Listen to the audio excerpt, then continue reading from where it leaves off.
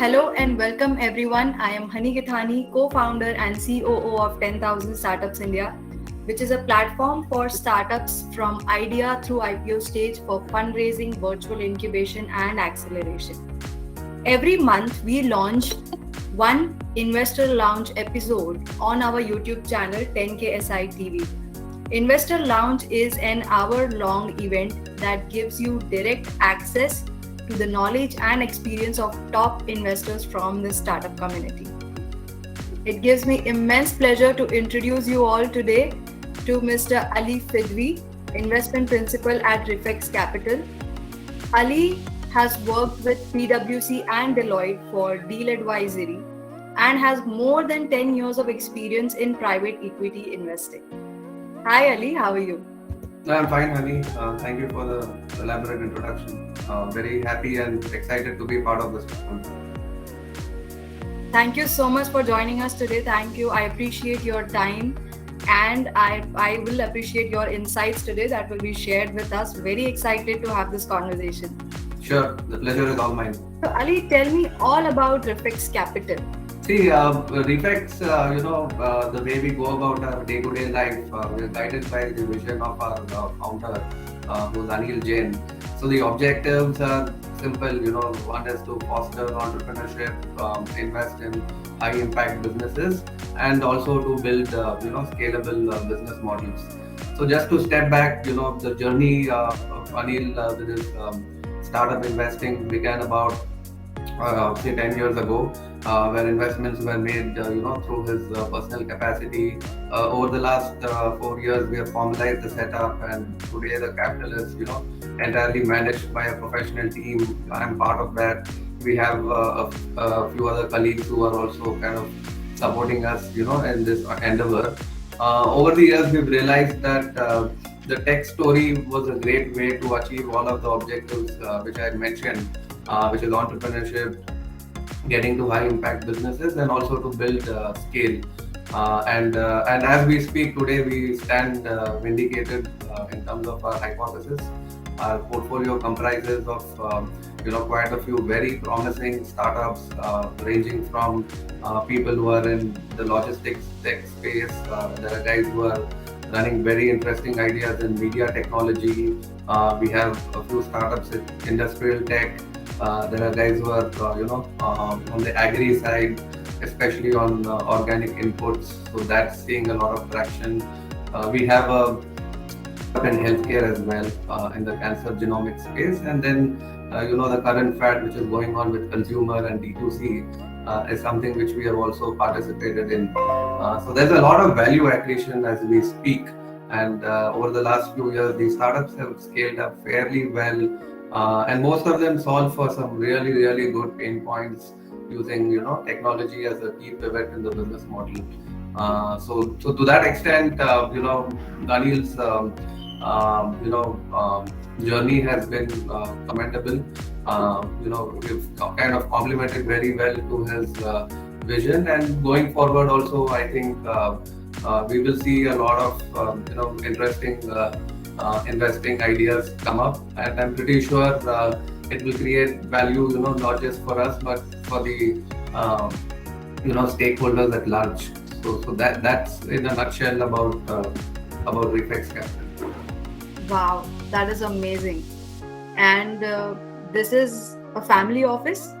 Yes. So the origin has always been, the money is coming in from the group businesses. So if I were to introduce you to the Reflex businesses per se, it's a conglomerate, based in Chennai. Quite a few of the flagship businesses are in the power and utility space and in the adjoining areas.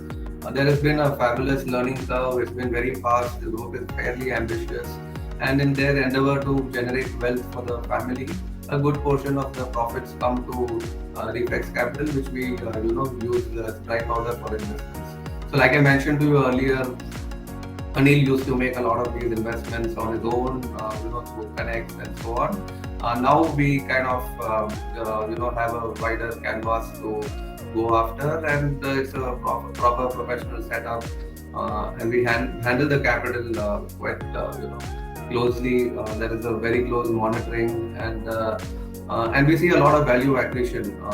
We've invested in about 25 odd startups till now, and in terms of money is deployed, it's about $7 to $8 million. So it's a good pool of capital. Some of the companies are doing very well, like I mentioned earlier, and we only see things getting better because the tech story in India has obviously played out very well. There have been a lot of pain points which have got solved for, and going forward, we only see that contribution, improving. So exciting times, honey, I would say, in terms of the way we started, the journey till now, and the path ahead. I only see increased participation from our side. That is amazing. Truly insightful. You mentioned 7 to 8 million. Yes. Do you mind sharing since how long are we investing, and this is like from how many years are you investing from as Sure. Reflex Capital in the startups? Yeah. Like I said, it's been a decade-long journey, and over time, the monies have come in from the businesses. Our check sizes are generally, in the range of between $500,000. We can go up to $1 million, sometimes even beyond that. We've also kind of co-invested along with like-minded investors. We don't mind investing in future rounds as long as the startups are doing well. So to that extent, I think it's been a fairly disciplined, story from our side. We've stuck to our hypothesis. We've not got distracted much, and over time, I can only see the focus, increasing in terms of what we want to go after. So I would say it's a job well done, and it's a long way to go. That's amazing. When you say you would like to increase a little bit of focus, what is it that you have in your mind? Is it D2C? Because I just now read that Boat is coming up with an IPO. That is Sure. exciting. Yes. And so you tell me your thoughts about IPO. Sure. No, I think one to IPO as a avenue to raise capital is obviously good because it kind of increases the depth to your Indian capital markets, which till now has been dominated predominantly by family-led businesses. So it's a very nice contribution from some of these tech companies where institutional capital has played a big role in their growth and where they are right now. So to that extent, it is very heartening because therefore the market offers investors opportunities to go after a plethora of opportunities rather than having a little bit of a race as far as secondaries are concerned on very few select companies. So therefore, I think this will definitely garner well for the Indian capital markets. You will see a lot of retail participation, institutional participation obviously has been quite good considering that the global monetary policies have been favorable for investments into equity and alternate investment classes. So to that extent, IPOs are great for tech to come out with IPOs. Seen the likes of several last mile delivery tech companies, or for that matter, financial services technology companies come in and have not just small IPOs, but these are like blockbuster IPOs. And it's very heartening to see investors kind of showing that kind of confidence in these business models, because while there is decent amount of traction in terms of consumer willingness to participate and therefore get to a wider consumer base, but in terms of unit economics and so on, these are still very early days, and the fact that some of these IPOs are so well subscribed is a great thing. And while we are building our portfolio as well, honey, the objective obviously is to see some of these companies go to that stage.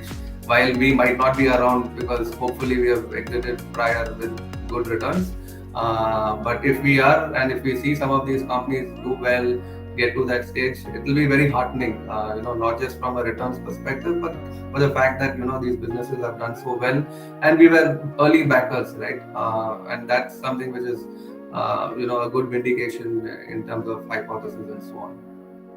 Thank you so much for sharing that. So, Ali, is there any one startup in your portfolio that you would like to share with us about? Maybe a startup where to whom you are biased to?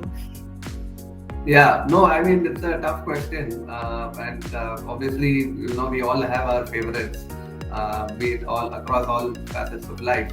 But if I were to pick up portfolio deeper and see, the exciting ones, I think they're all very exciting. I'll tell you why. Because first, that they're all, on the tech side, where they've got technology as an integral part of their business model. And second, they're solving for some really good pain points, of the industry. And the use case has been across. So to that extent, some of them are B2B in nature. They've got enterprises as large customers, and SaaS has been their business model. So we've seen very good traction as far as their ability to monetize, and that too with good marquee customers. We've had applications in oil and gas for industrial safety and so on, where we've had big global MNCs who have entered into multi-million dollar contracts with some of these startups, which is very heartening because that also helps them raise further capital from bigger institutions, and that has been very very satisfying. So that is one anecdotal example. There have also been others. There are companies in the logistics tech space who have also done very well solving for supply chain problems across the industries. We've had companies in healthcare who are providing critical cancer genomic studies for doctors to arrive at bespoke patient treatment rather than it being generic. We've had companies in the agri-tech space who have solved for soil preservation and increase in crop yield using compression and nanofiber technologies, and the use cases are quite wide. So to that extent, these startups are kind of solving for real world problems. Not to mention the D2C startup as well, which is doing very well in the consumer space, seeing a growth of about 30-40% month on month. And a lot of these startups, like I mentioned, have been successful in raising future rounds of capital at a good value acquisition. And like I mentioned, Honey, we don't just stop investing at a stage where it's angel or seed. If these startups go on to do well, then we also like to participate in the growth journey. So there have been cases where we have exercised our rights and gone ahead and made further investments. So we that way are not complacent. Where we'd like to sit back and take our chips off the table. We're ambitious. Obviously, we want the startups also to do well, take capital, and use it efficiently. So wherever we see a case of that happening, we're more than happy to participate. Sorry, I didn't give you any favorites because they're all very good. That is amazing. Good to know that. And Ali, I've always wondered, what is the difference between VCs and family offices? We always, clarify that it's family office or it's a VC. Yeah. So could you throw some light on that? No, I think it's a great question. Because even we keep getting asked the same thing, and while the color of the money is same, which is green in most cases, but the background is different and the way it behaves is at times different. So maybe this will be a little bit of a basic, fundamental kind of a conversation, but I think it'll be good for viewers to understand that, considering that a lot of these startups and audiences are fairly young to this space at least. So a corporate VC, is someone who basically, deploys capital from, the business per se, which is what Reflex is. So we have mainstay businesses, which in a way provide crucial dry powder for our VC investments. And there are different behaviors here, Annie. So there are certain corporate VCs who take a view that, hey, we understand certain businesses, which is where we operate in, and when we further invest in startups, we would like to invest in startups which are operating in our domain. So therefore, they use their technology, etc., to augment their outcomes as far as the mainstay business is concerned. So the objective is to further concentrate your risks and kind of keep your basket limited. That's one approach. The second approach is sometimes corporate funds decide that, hey, we have enough exposure here, there's a lot of concentration, let's come out and see if there's any other opportunity, so that there's a bit of de-risking which happens in terms of capital allocation. So with corporate VCs, that could also be a play. And then finally, you have your financial investors who are fairly simple and vanilla as far as you know their outcomes are concerned. For them, it is clearly a time-bound game. The funds which they raise are generally from institutional investors, or it could be even retail money. But the lifespan is generally 10 plus 2 at the max in terms of number of years. So they generally deploy their capital over the first 4 5 years, and then over the next 6 to 7 years, they wait out in terms of build out. And the idea is to exit to larger financial investors, or if there's a strategic M&A opportunity, then they get their exits that way. Now, a founder, when they are talking to family offices, which is corporate VCs, or with financial investors, it's very important to understand, the whole background and where the money is coming from. Because if you're raising money from a corporate VC, especially with funds who want to back businesses which they are familiar with, then there are advantages, because the founder obviously gets access to the whole knowledge ecosystem, and there is a lot of experience and learning curve which can be shortened, and therefore that capital obviously has some amount of strategic value to it. And then because it's a family office and there are no real obligations in terms of paying back some of the commitments, sometimes the family offices can be a bit patient, which means that if it requires more than 5 6 years for the build out to happen, they are okay to wait it out, because there's no real obligations as long as it makes economic sense. Now, on the other hand, the other corporate VCs who kind of diversify, they sometimes tend to behave more like financial investors, because their idea is to just invest, ride the wave, and then over time exit. So it's important for founders to understand what kind of capital are they raising, and if they believe that they require strategic inputs and so on, and some bit of handholding, then it's always good to raise money from a corporate VC which has a familiar business background. Whereas if the founder is clear that we have our strategy in place, we know what we are doing, what we need as an investor, and not so much in terms of participation, etc., then it makes sense to raise money from a corporate VC who is more looking to make financial returns, or for that matter even mainstay financial VC fund. So to that extent, the whole origin of this capital is important to understand, because it has a lot of implications in terms of not just the risk-adjusted return, but also in terms of the tenure. And one factor to note, Honey, here is that some of these funds also raise capital from overseas investors, which means that there's also this whole pressure on the currency, and therefore again their return expectations are a lot different from domestic investors who are more on the rupee side. So those are some of the factors which people need to kind of keep in mind. This I'm saying more from the startups perspective, because it's important for them to understand the money and its behavior, and also its risk adjusted return expectations. Wow, very insightful, Ali, and really appreciate you sharing your thoughts about it. I found that interesting. You mentioned family offices can actually be patient and wait, for you to get that at a stage where you can actually give returns to the Yeah. investor. Yes. Can you tell me more about this? Like, how Sure. patient can a family office be? Sure. See, Bhani, it depends on the family office per se, in terms of what its outlook is, and what their objectives are.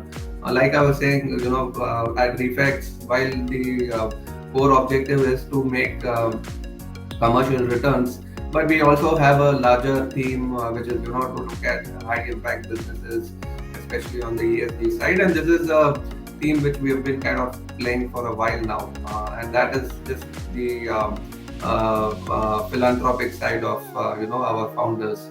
So there, if you're dealing with such people, then you know that the capital can be patient. It has a certain agenda, and as long as that agenda is met, and if there is commercial returns alongside, people are willing to give some more time to founders and startups for them to execute. So that is a trend which is playing out quite a bit. In fact, there are a lot of these thematic, uh, you know, funds who are coming out and saying that, hey, we will be say going after the climate protection as a theme, or impact at a larger scale, maybe formalization of employment and so on. So if that is the case, then at times that agenda takes precedence over timely and risk adjusted returns. And that's a trend which we are seeing going forward. There's a lot of government push as well on the whole CSR initiative and so on, where corporates are mandated to allocate certain percentages of their profits, and this is one way of diverting or rather utilizing that capital. And those are opportunities. So there are companies who do it themselves. There are also funds who kind of collect this capital from such corporates, and they in turn act as an investment manager. So those avenues are exciting because some of the technologies which are now getting built, and the focus around them is quite a bit. And these are not just the need of our in terms of survival per se, but also because of its importance in the whole ESG scheme of things. There is a high commercial value attached to it as well, in case if there is a success to it. So those are very exciting opportunities, and investors are very keen to invest as long as they see visibility on the sustainability of some of these outcomes. So people who are active in this space need to realize that they can raise money as long as outcomes are quantifiable, and also there is a line of sight to it, because this kind of capital is available, it is patient, but it will definitely require returns to sustain. You can't have a wave of a lot of such capital coming in and not generating returns, because then the recycling will not happen. So for this capital to be effective, I think the whole churn of assets in a positive way is highly critical. Indeed. So I understand you have a lot of experience in this industry now. And I want to understand, in your perspective, which startup has the most highest probability in terms of receiving the funding? Is it pre-revenue stage startup but with a very unique product with a very cutting edge technology? Or it's the good revenue generating startup, maybe 1 or 2 years of age, and the numbers are very impressive? But Well, the technology yeah. Yes, honey. These are questions which even we keep deliberating on a daily basis, right? As part of our life, in terms of is there a secret sauce in identifying the right scenario and then investing. And I think the jury is still out on that. See, from my vantage point, I keep things very simple. Each time I look at a startup and a business model, there are four parameters which I like to cover. One is the business model itself, and how robust is it. Second is the market which it is kind of catering to, whether it's a market which is already there or is it going to be built, and how big is it in terms of size. And the third and the most important is product market fit, in terms of what the startup is looking to offer as a service or a product, and whether there is a clear fit in terms of what the market wants. Sometimes there can be gaps there. Sometimes the product or service might be good, but it might be ahead of its time, or you could be late to the party. So it's very important to get the timing and the positioning right.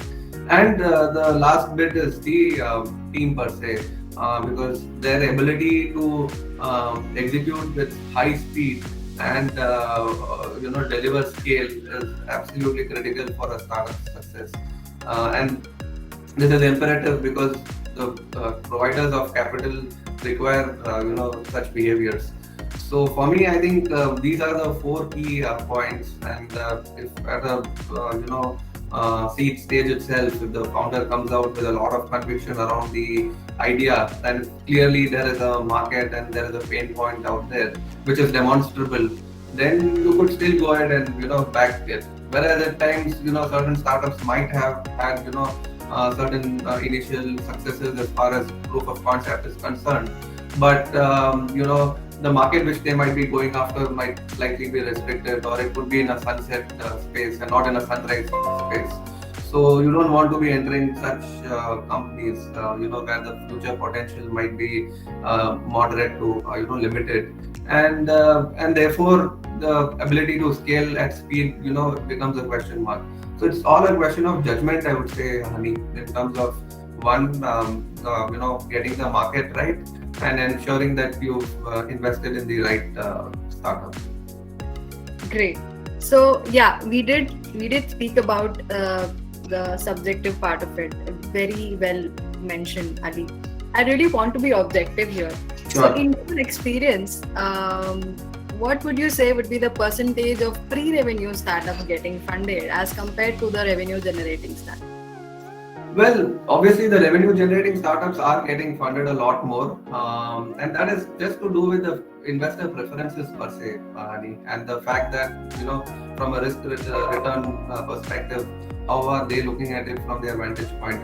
The capital pool which is available to such startups are obviously large because the institutions dominate this, right? And when institutions come in, they would like to have that bit of security and assurance before they make that bet. But at the same time, I'm telling you, it is I'm sorry, it is a bit subjective, but I have seen big institutional funds also come in at a seed stage. In fact, some of them have these accelerator programs and all that, and I think the idea there, Honey, is to get a foot in the door at the right point of time. Which means that they're, while in the capital allocation scheme of things, they'd like a larger portion of capital towards revenue generating startups, but they don't want to let this segment of nascent startups being neglected, because at times it's important to provide them with capital. Otherwise, some of their ideas might not just get fructified at all. So yeah, I mean, it depends, Sunny, but yes, I mean, if someone were to become a proper statistician and get to tangible outcomes, I'm pretty sure the revenue generating startups are the ones who have higher success rates and so on. And I feel that's fair because that also allows you to understand if the market is actually attainable, or Yes. is it a right business model. Yes, your judgment calls become a lot more easier because then you have something tangible right in front of you. Amazing. So speaking about startups funding, could you tell me what does Reflex Capital prefer? Do Reflex Capital prefer pre-revenue early stages, or they prefer more established side of startups? Yeah, so we are actually agnostic. So we straddle between angel seed at the lower end, and we can go up to pre-series A, at the upper end. So in terms of check sizes, we can start off with as low as $100,000-$200,000, which mostly would include companies like what you were mentioning in terms of them having certain ideas, maybe very initial proof of concept and so on. But possibly the team is great, and we feel that the market is fairly underpenetrated, and it can do well in times to come. So then some of our monies do get allocated there, and a good chunk of our money also goes towards startups who have like we discussed earlier, generated revenue, got to some good contracts in case if enterprises what they're going after, and where there has been some bit of sustainability, revenue traction, and so on. But again, in terms of capital allocation, if I were to look back, I would say a good portion of our capital has actually gone towards angel seed, but at a slightly advanced stage. So to that extent, we have stuck our neck out, saying that hey, we will take this bet, and that's also a bit to do with Anil's vision of fostering entrepreneurship. So if you found people who are capable and who are smart enough to demonstrate capabilities, then we've not shied away from backing them. And that's where I believe that this kind of capital is quite priceless to the ecosystem, because it garners risk-taking capabilities, and if outcomes are great, then you've actually done the entire ecosystem a huge favor. True. So you've already mentioned, the parameters that are important when you evaluate a startup. You mentioned you like to look at business model, market potential, product market fit, and of course the team members. Yeah. So can you share a case study, that if you don't mind, for one startup that you may have shortlisted for Reflex Capital? Yeah, no, absolutely. It's a good question. So we kind of, looked at trends in the market out there, what is doing well, what is in the sunrise space, what is possibly seeing a bit of a plateau and so on. And we felt some time back that, deep tech is something which is quite exciting. And therefore, we started evaluating companies in that space, reaching out to founders and so on, having conversations with them. And while we were doing all of that, we came across this startup which uses sound as a means to communicate between devices.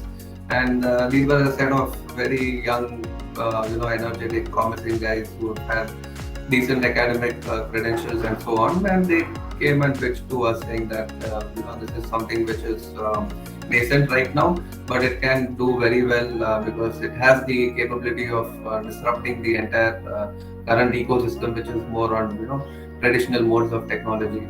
So we kind of understood the market ourselves, saw that there was scale.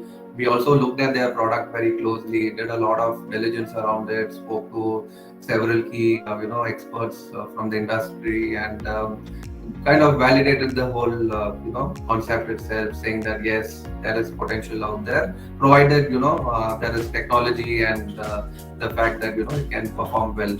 So when we did all of that, we realized that yes, there are growth opportunities here. These founders had demonstrated the capability by having some advanced conversations with some very, very interesting large international clients. And the use case was also very, very wide. In fact, there was one use case in a portfolio company of ours. So to that extent, there was a cross leverage opportunity, and it also vindicated our hypothesis at the time of evaluation itself. So once all of that came to play, the first thing was taken care of in terms of the market being there, and being ready to disrupt. The second piece was about the product offering and the tech being solid, and the third was the product market fit, which was also there because there was acceptability. Clients were coming in, and these were good repute and so on. And the last piece was, of course, the management team, which was quite exciting. And in terms of outcomes, Honey, it's very hard that we came in at a certain valuation, and while they have been a lot of investor inquiries in terms of the story, etc., and a lot of them have come in at a valuation, or rather shown interest to invest at a significant uptick in terms of what we had invested in, and this is just about 9-10 months ago. So that's a good story to showcase in terms of clearly having certain filters in place and going by them very scientifically, because while this is an art in terms of judgment, but the science of it in terms of processes, etc., can be standardized, and that's something which investors should look to do, and I think we're all doing it as well. I think the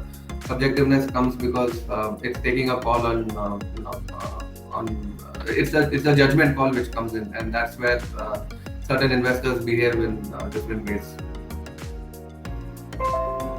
Wow, that was an amazing example, Ali. I think it put things really in perspective of whatever we were just discussing about. Yeah. So thank you so much for sharing that.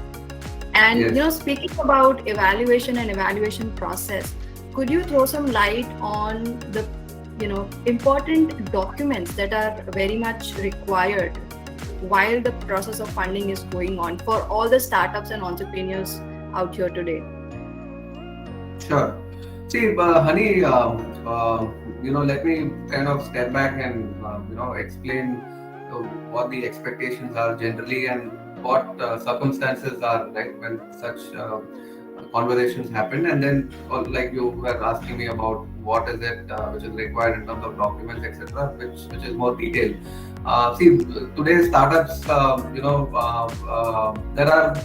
there is a lot of money out there, and there is a clear demand supply mismatch in terms of where capital is available in plenty and investable opportunities are a few. So for startups out there, it is very heartening for them that the equation is like very nicely skewed in their favor. Where if they have a good business opportunity, then capital is absolutely in abundance. The reason why I'm saying this is that in terms of them presenting to the investors, I think they have to be absolutely hands-on as far as their understanding of what they are offering, whether it's a product or a service or a tech or anything of that sort. And I think these startups should live, breathe, and drink literally in terms of what they are pitching, because you hardly get any time with investors in terms of some of these presentations. It's generally a 30-40 minute pitch, and therefore the need to be on the money in terms of storytelling, being very succinct, is really, really critical. And once you get that right, and once the investors understand, and like I was telling you, there are these four broad filters, right, which investors have. I'm sure different investors have different filters, but it broadly kind of dovetails into these broad parameters. And those filters are important, and they're applied very quickly. And that there is hardly maybe 30-40 minutes in addition to the call time. So that is critical. You need to get that absolutely right, because once you convey that message, then the documents and whatever is required in terms of financial plans, etc., can flow through. And Honey, in certain cases, if the startups are just at a pre-revenue stage where there's just an idea or a concept, then a lot of what you mentioned may not even be available, right? Maybe as you move on with growth, private equity, or with larger funds and strategics, maybe some of these documents do come into play. But otherwise, with startups, it's just the clarity in pitch. I think that is so important. And if you can get that right, demonstrate it in that 30-40 minute time, where you get the antennas up in terms of interest levels. I think that is critical for some of these startups. And obviously, the devil is in the detail, which means that those documents will be required. The investors, I'm sure, will work closely in terms of understanding what the revenue plans are, unit economics, and so on. And that's critical. So there is no circumvention there. But what is absolutely important is getting the storytelling right, and maybe demonstrating some of the execution, and which is where I believe that the management teams are so important at that stage. Interesting point you mentioned, how storytelling and execution is important. Yes. Can you throw some light for all the aspiring entrepreneurs out there or existing entrepreneurs, that how important is execution for the investors? Is only the product that you have either invented or built something from the scratch is important in terms of technicalities, or the execution part is also important when you're running a startup? Yeah, well, Honey, I think the execution part is the most important part. Most of India's private equity returns have been, modest at the best, is because execution has been an issue. So we've had a lot of great ideas coming in. We've had people who have initially tested, some of these concepts, and they have seen traction. But the execution risk lies in the ability of the founder to take it to a certain scale at a certain speed, which is where I think possibly some of outcomes have been subpar. But that's where the opportunity is as well. So while like you rightly said, the product is important, the service is important. You need to see whether it's working and so on. But the execution is in the ability to get it to scale at a good speed. Now that is purely a judgment call. I mean, at a certain stage, and that's where I think what we were discussing earlier is important, which is a lot of these investors look to invest in startups where there is a bit of revenue generation already in place and where they are seeing certain amount of growth, albeit it's at a low base, but it is still there. And if they can demonstrate that, then the assumption is that over time it can see the same kind of growth rates even at a higher pace. So to that extent, maybe capital allocation also is a bit biased towards startups with scale and traction. But the idea is completely hinging on this: that what is the ability to execute such plans, and that is what is absolutely Amazing. Very well said, Ali. And before we move on to the Q&A session, I have let me mention I have enjoyed thoroughly, and it has been a really insightful conversation with you. I really don't want to stop, but I really want to discuss with the audience as well. Sure. So before we move on to the Q&A session, I would like to learn more about you as an individual Sure. and working as an investment professional. How does your day look like? Sure. See, about me, as an introduction, I've been in the world of deals throughout since the beginning of my career, which started off more than a decade ago. So, to that extent, deals is all I know. The initial parts of my journey, like you were mentioning earlier, I was on the advisory side, so I was fortunate to have worked on, several large domestic inbound and outbound deals, and this was across sectors. It gave me a good view of the entire ecosystem, what are the pulls and pressures and so on. And over the 7-8 years or so, I've been on the investing side, which has been phenomenal as a journey. I've managed capital to the tune of about $85 million, and these deals have been spread again across verticals, but always had a positive bias towards technology as a horizontal. Now, when I look back, it's a roller coaster ride. I've been fortunate that we've seen more highs than lows. But the pluses with this whole job is that the quality of people, the relationships, and the whole businesses creating value is enormously satisfying. Now, no day is the same day in VC investing, honey. So while you have certain aspects of your job, which is evaluating startups, making deals, portfolio management and exits and so on, but the conversations are never the same. So I have had cases where I've had discussions with companies for investing, and then we have taken that to Acme hiring for our portfolio. And in certain cases with the portfolio, we've had normal business reviews, get into details on further fundraising, either by ourselves or through third-party capital. So it's very heterogeneous in terms of how it plays out. And in terms of analogy, I would draw parallel to the game of chess, where while you have players, how they behave, etc. But the moves and the timing is what determines outcomes. And I believe VC is very much comparable. Because in the game of chess, there is a winner and there is a loser. Whereas the VC investing is to play it right, then all parties win. And that's the positive about this game. Awesome. So I have so many questions, but I would really encourage our audience to ask questions and pick Ali's brain, which is an investor's brain. So that's a plus. So we have 1 or 2 questions in the chat. Let me just give them a shout out. Yeah, please pick the easy ones. So Shubham Charan is asking, how do you see clean tech investment opportunity in India? So clean tech is that's a good question to start off with. Clean tech is big. I think it's a pain point which people are facing across the globe. It's a question of our existence and the quality of it going forward. So to that extent, I'm pretty sure there's a lot of effort going in across all spheres of the society, whether it's the startup world and the investor capital.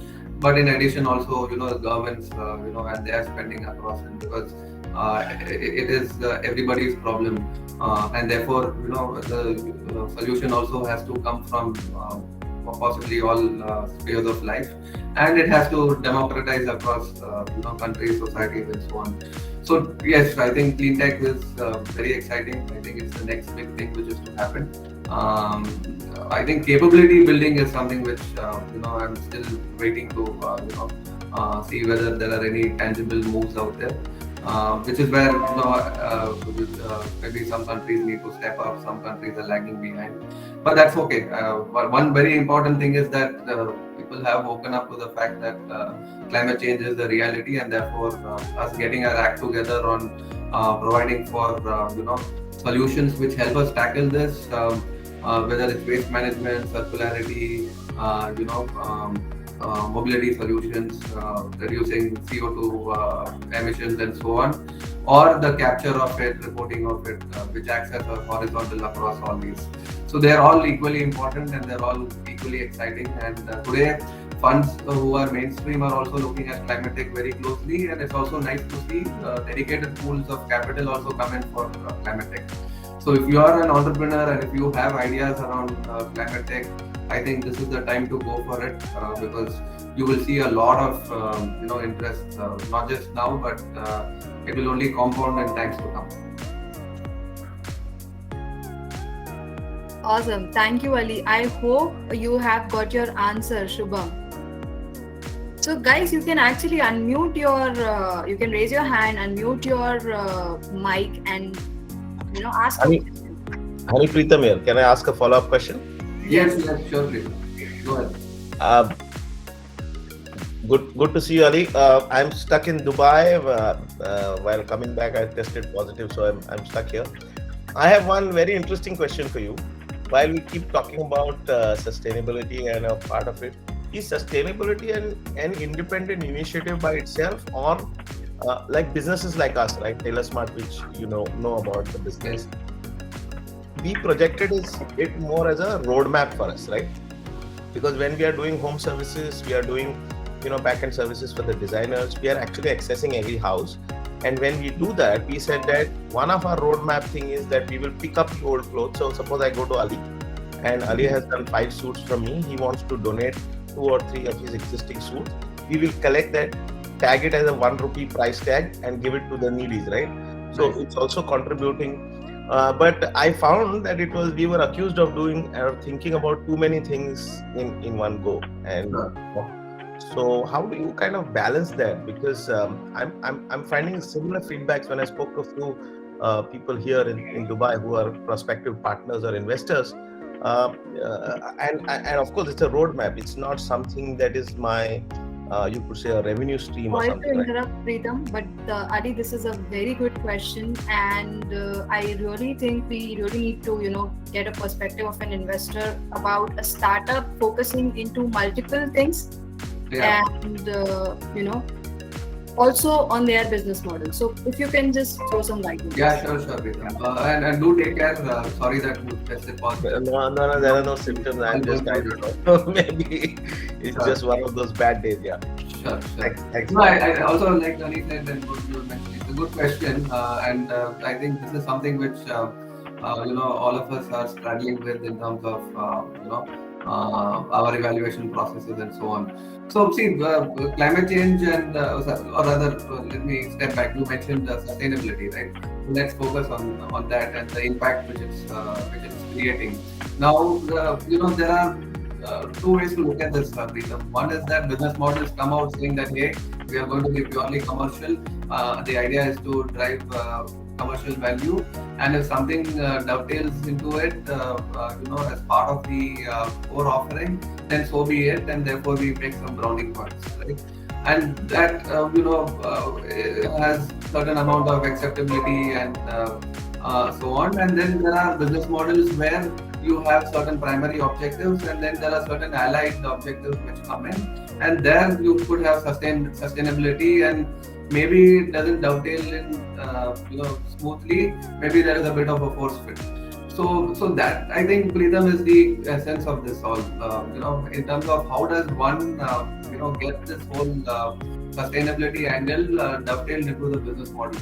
Now the business model by nature brings this up, and it doesn't therefore require additional bandwidth or capital or energy resources and so on. Then obviously the investors are not going to have any real issues or problems there.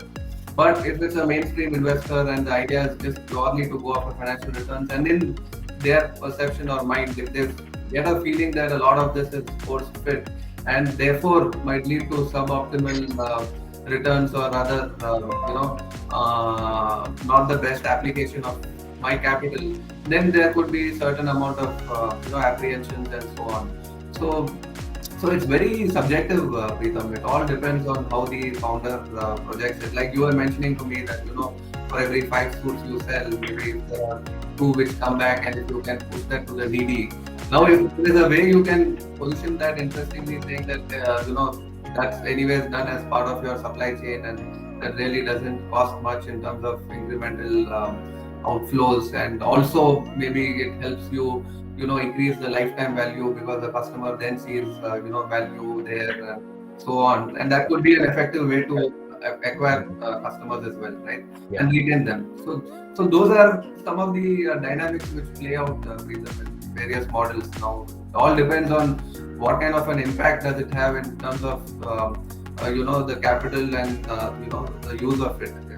If it is material enough, then yes, people will look at it deeply and will question. Whereas if it's not so much, and if it has a lot of value in terms of sustainability, impact, and so on, then I think it will be very positively looked. So it's just a question of balancing it. Yeah, I think I take your point that we need to put it differently, because as far as the cost is concerned, it's zero, right? I'm already in front of you, and that is when I'm going to ask you. Yeah. But yeah, I take your point that maybe we'll have to package it properly when we are. It should not look like a one more thing that we are trying to do. It should look like something that we already are doing and value adding. Anyway, thank you so much, Ali. Thank you. Thank you, Prithu, for the question. We have a question. Hi, Ali. Yeah. Okay, you can go ahead, honey. Sorry. Yeah, Shubham, I can see your hands raised. So please ask your question. So, hi, Ali. I'm Shubham here from Bangalore. As you have highlighted my questions regarding clean tech investment opportunity. So, I would like to ask you one more follow-up question with this, that how do you evaluate a company who are already generating revenue, let's say in INR 5 crore to 10 crore range, and the top 3 measurement, like while diluting being a founder, okay, how we can dilute the equity? So how do you evaluate that valuation part? So Shubham, I mean, this is one question which is a very tough one, and you will have a lot of answers thrown at you. I'll just give you how we go about this whole subject of valuation, and how much the founder needs to dilute, and therefore how much investors get, and so on. See, the idea is simple. Ultimately, it is all driven by returns. So the way the investor would look at entry valuation is how much money am I going to make at exit, and if that makes sense in terms of outcome, then they possibly work back and validate in terms of the entry point and what kind of stake would be required. So that is a very simple answer to your question. Now the dynamics are ranging from situation to situation, depending on the space which you are in. You mentioned climate tech and all that, which means that if that idea is big and if it has potential to reduce emissions in a big way, and therefore create value, then obviously the investors will be willing to take a slightly lesser stake, and therefore ensure that your dilution etc. is protected, because they know that if the idea fructifies and it does well, then their returns are going to be fabulous, because the non-linearity and the exponential factor comes in there. So it's all a question of like I was mentioning earlier, in terms of your ability to scale and the speed at which you can do it. Once that gets manifested in a clear way, then the valuations, etc., are all derived from there. Most investors at the early stage, I'm telling you, work backwards. They always look at what kind of exit they will make, and then they work backward in terms of how much it makes sense to buy at entry. Okay, thank you. Thanks for the answer. Thank you. So we have Chanchal who has a question. Hi. Hello. Hello. My question to Ali. Ali, actually, when you talked about your selection criteria, you have chosen 4 parameters, and based on that, you told you invest on those things. So, what I should infer from those things is that you are trying to reduce your business risks or financial risks. So, if you are working as a risk averter, so who will fund real innovations or the ideas which have some potential to change the society? They initially they may not look economically attractive or financially viable, but require some support. So, any suggestion for such ideas or any? No, Chanchal, I think it's a good question in the sense that yes, sometimes startups do come up with wild blue sky ideas, where they claim that once this comes to some sort of proof of concept, it can materially change things and disrupt and so on, which is again all fitting into these broad criteria, Chanchal, which is the market, the fit, and the whole solution to pain points. Now, if there is a clear path to it, maybe the line of sight is a bit away. Maybe it's not in the typical VC frame of reference, which is about 4-5 years. Maybe what you might be going after may require maybe 10 years and so on.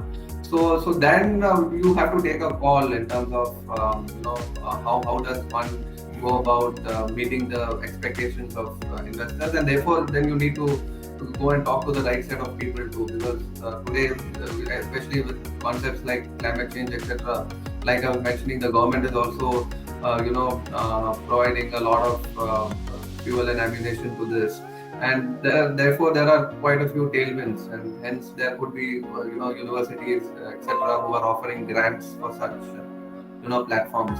So that could be one way to start off with, get some proof of concept, show that the technology is there, it's working, and then after that you could possibly raise monies from the traditional sources of capital. So it all depends in terms of which space you're operating in, what kind of ideas do you have, where is the line of sight, and who would generally back this. Because if it's tech related and if there is a clear long-term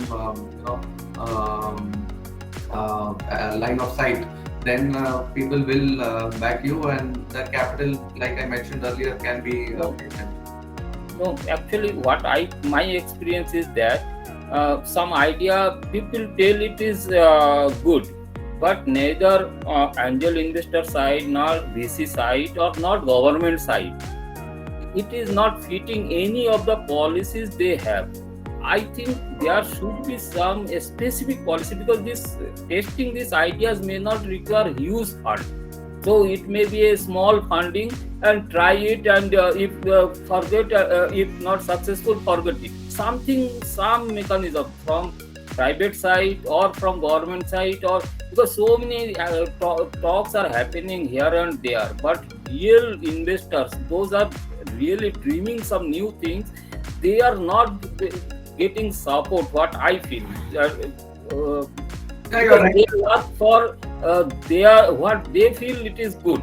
They don't think about what is the financial potential or other benefit. It is required for the society, and they go on working on that in isolation. So, and they may not require very huge funds. So, if you can think on this and create some avenues for those particular cases, because it does not fit everywhere. You are absolutely right. See, this is what I was mentioning even earlier about the management teams having the ability to execute and also to storytell. Now there are certain set of people who have great execution skills. They are fantastic when they work in their 4x4 cabins. Get to the best of outcomes, but they might not be in a state to go out there and convince people, saying that hey, these efforts are being put to good use and you will see outcomes. So yes, technocrats will always find it difficult to raise money because investors are not technocrats, right? They are normal people like Honey and myself maybe. So how does one get to their mind and occupy their mind space? And that's where I believe that a lot of these incubator centers etc. come up, Chanchal, and their idea is to help people who are good with their domain skills, help them channelize, guide them, and so on. And some of these incubator centers are also, the pull for them is that they are generally very good with their technical capabilities and so on. So there are certain ICs who might be very well, immersed with technology and that side of life. And then there are certain guys who might be, say, good at industrials because they have expertise around that.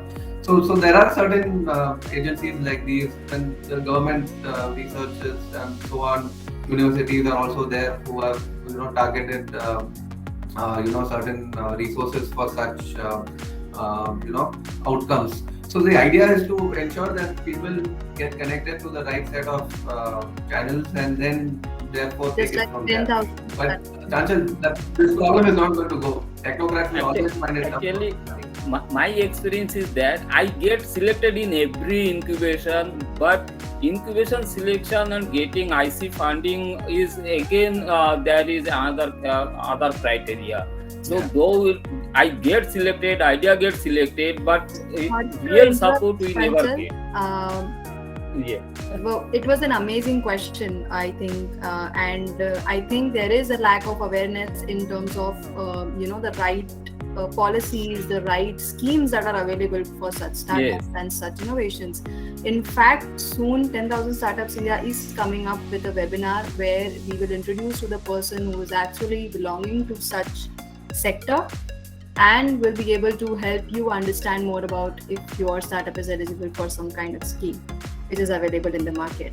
So Chanchal, stay tuned, register on our website and you will receive the updates on real-time basis. And thank you so much for the question.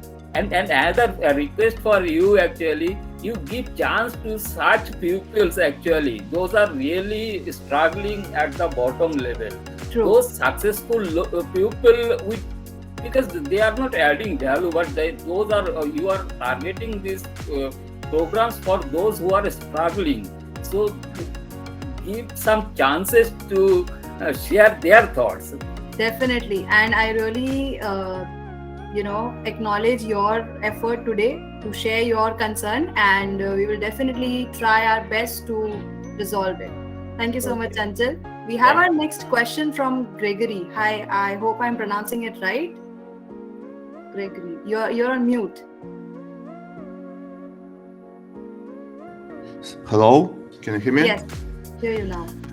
Hello everybody, and hello Ali. I have a question about startups. It's two questions, they have a connection. First question is, why should startup start looking for investors and talk with investors, meet investors, when they have only especially startup has only idea, a brainstorm, etc., and they should start to go to looking for investors? Or because if I have a startup and I have an interesting experience, when I meet investors, few of the investors said like, wow, you have an MVP, you are so strong, you have users, etc. And accelerators say, wow, you're too much strong and you have everything. You should be looking for somebody stronger who has more money, investors. And I faced this problem when I was like when I had only idea.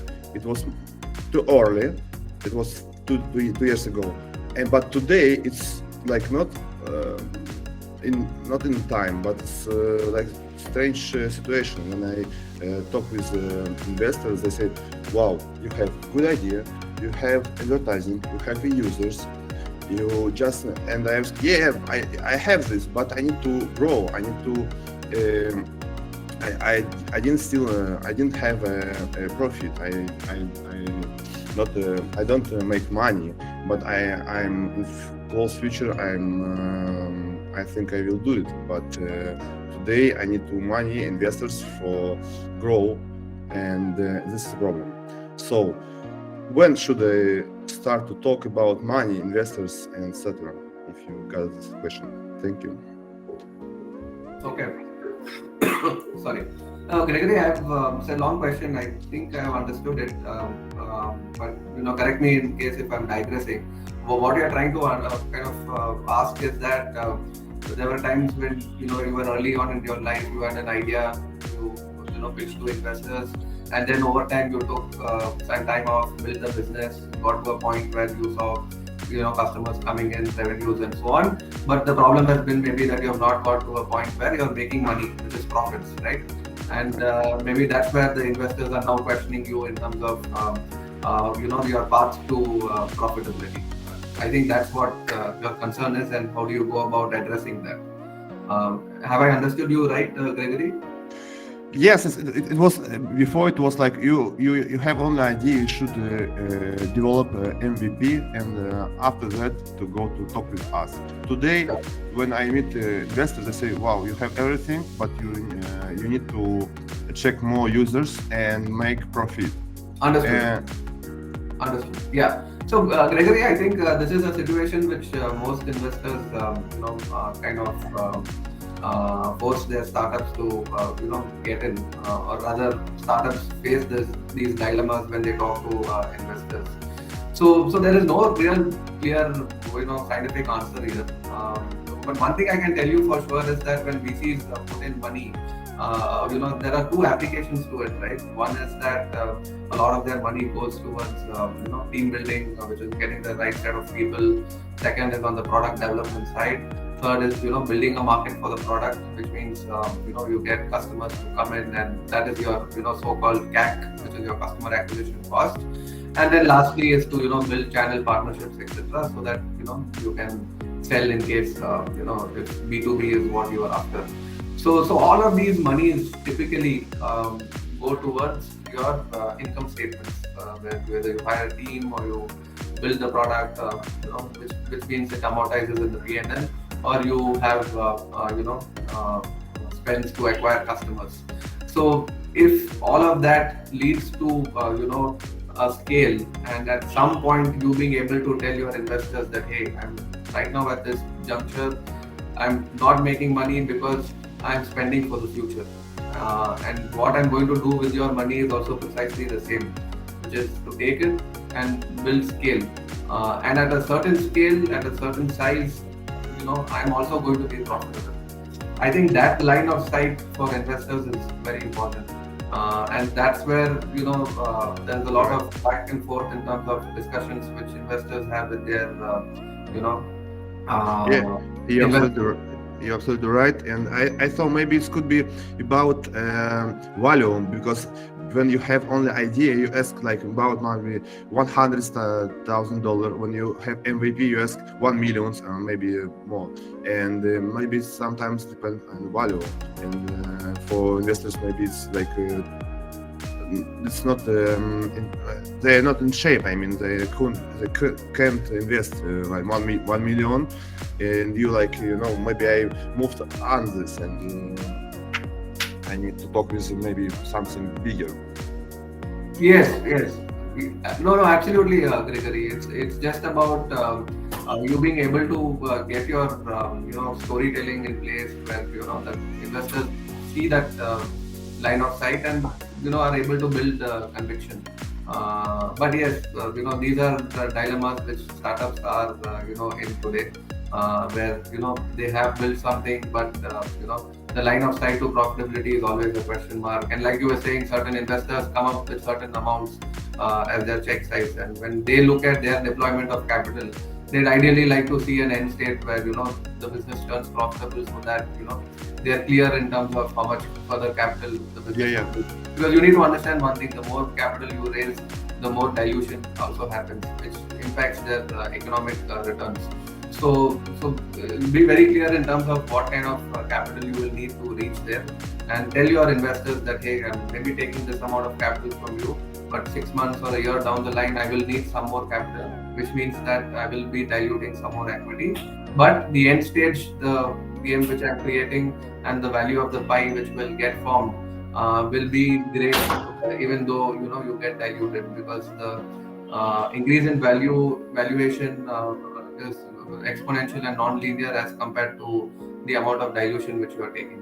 So it's a balancing act, Gregory. You need to show that very clearly, that the increase in value will more than compensate for some of the dilution which might take place. Yeah, I think it's exactly I thought it's really like this, because of like everyone say, like investors, wow, your product very impressive, you're impressive, and speech, etc. And they're like, what's wrong? And yeah, I think it's maybe because of this. You're right. Thank you. Thanks, Gregory. Wish you the very best. Thank you. I am so sorry, Gaurav. We will take rest of the questions offline, or shall we take this one, Ali? Sure, I'm fine. We Yes. can go for one more. Yeah. Okay. So, Gaurav, can you unmute your mic and ask the question? Yes. Hi, Honey, and everyone. I hope that everyone is doing great. So I just want to check that we are an early revenue stage startup, and we are looking to raise a seed round of investment for our industry, which is a B2B tech platform.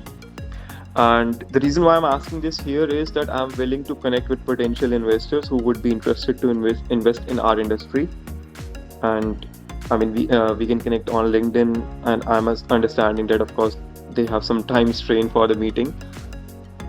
Sure, Gaurav. I mean, what you are playing in is definitely something which is exciting to investors. B2B tech is something which investors like, because it's the enterprises which we are going after are of good pedigree, and if you are able to get good lifetime earnings from them, then you should be able to raise capital. So happy to Yes, of course. connect offline and understand in detail. Sure. Thank you so much. All the best. Thank you so much. Thank you. So, thank you so much, Ali, for your time today. Really appreciate all the insights shared with us. And I really look forward to meet you again. Thank you so much, audience. You've been lovely. Thank you so much. Take care. Thank you.